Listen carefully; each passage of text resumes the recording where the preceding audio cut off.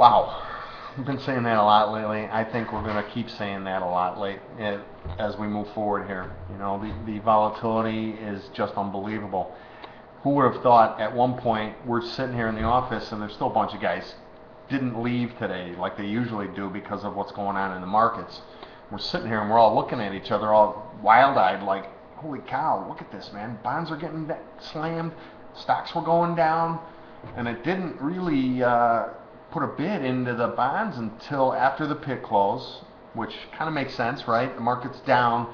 Typically, you're seeing like stop close only orders on the pit closes. There's still a lot of funds that trade on the pit open session hours and on the pit close hours.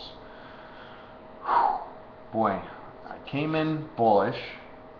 We never got a dip last night, which is what I was looking for. Came in this morning, we had the highs at 130.30 in the 10-year, and I don't even remember what the bond high was. That was the SEP 10-year. That was an important resistance point. That was basically where the market broke from on the data last week. That was the big sell-off point. We got right back to it, stopped, and then the market started coming off a little bit. I bought the first dip, kept a good tight stop on it because I wasn't real sure. It wasn't acting right? We were looking for a dip, and then it should have rallied, you know, with the month-end buying. That usually comes in the morning. Didn't rally. Broke. Turned around, got short. Again, I covered too early. We're all working on that here. We keep talking about it. Letting your winners run and not covering them against support areas like I tend to do too early. Move stops down too tight or get stopped out too early. So we're going to work on that. That's my goal for the next month, for June. Letting our winners run. Got short, covered too early, then messed around trying to be a local again and gave back a lot of what I'd made again. But then we caught a nice bounce in the sort of mid-afternoon. We saw the beautiful C equals A up, 141.05 on the SEP bond. Perfect. Right to 141.05. I think I sold all threes. Market broke. I think I covered some at 28, and then I covered some at 23 or 24. Went to lunch, came back. Hey, it hasn't bounced. It should have bounced.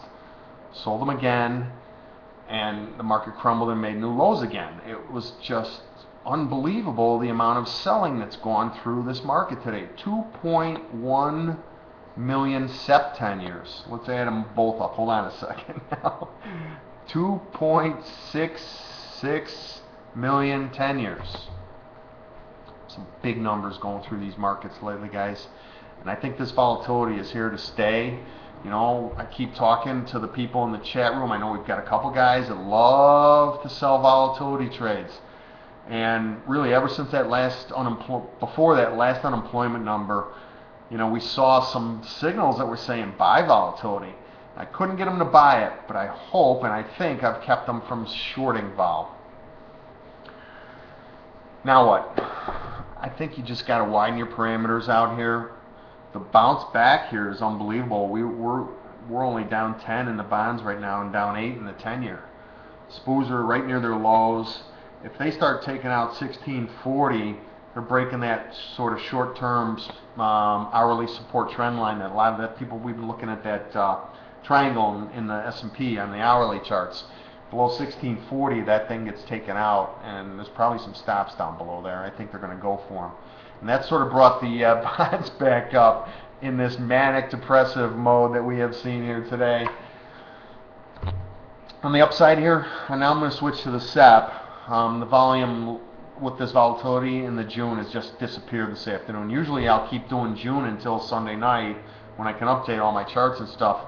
But right around noon, the volume in the June contracts just completely went away. And the SEPs are still, you know, thin. We're not seeing the deep algo markets, you know, where it's, you know, 5,000 by 7,000 in the 10-year. It's 400 by 300 right now. I think those algorithms have scaled back and or turned themselves off in this volatile market here. This isn't their return to VWAP trade or whatever the heck those guys do that I don't understand, nor do I care. It's not right. Who determined that fair markets should go to the guy with the fastest computer? All right. The parameters. The old lows on the subcontract, it's 128.19 in the 10-year and 130. Yeah. Give me a second, guys. I'm sorry. 138.30-ish on the SEP bond. The market hadn't tested those yet, but I think there's an opportunity if these equities can rebound out of here. Ooh, they're breaking. If we can get some, a bounce out of here, we should, bounce the equities and then go test those lows in the bonds and notes. I'm kind of thinking that more likely than not, this sell-off was a B wave of this whole big pattern since the lows we put in middle of this week, and we had the bounce. That was our A wave. This retracement was a B wave. Now we're going to get a C wave rally that should go back and fill the rollover gap. We like to fill rollover gaps. First stop on the way up I'm looking at is the previous settlement area here, 140.16 on the SEP bond, and on the notes 129.16. 15 plus was the settlement. 129.16 is an old level, an old low basically, that I think we could test. So see what happens around those levels. Just so you know, I'm leaning towards the upside first here. I think the market could rally. Sunday night there's a lot of data, ton of data. I'm probably going to be sitting on my hands. 8:45 Chicago time is the Chinese final manufacturing PMI, and then between like 1 a.m. and 4 a.m. Chicago time are all the EU PMIs and the UK PMI. I'll wait until I get in Monday morning probably before putting on a trade. I'm going to be spending some time this weekend with these charts. The new SEP contracts, I need to get familiar with these levels. My favorite count right now is that we're in a C wave up that'll probably try to fill the rollover gap. Don't hold me to that, but that's my quick glance idea. Usually those are the best. I'm going to take a look at that. I'm going to take a look at open interest. I hope you guys saw my tweet this morning.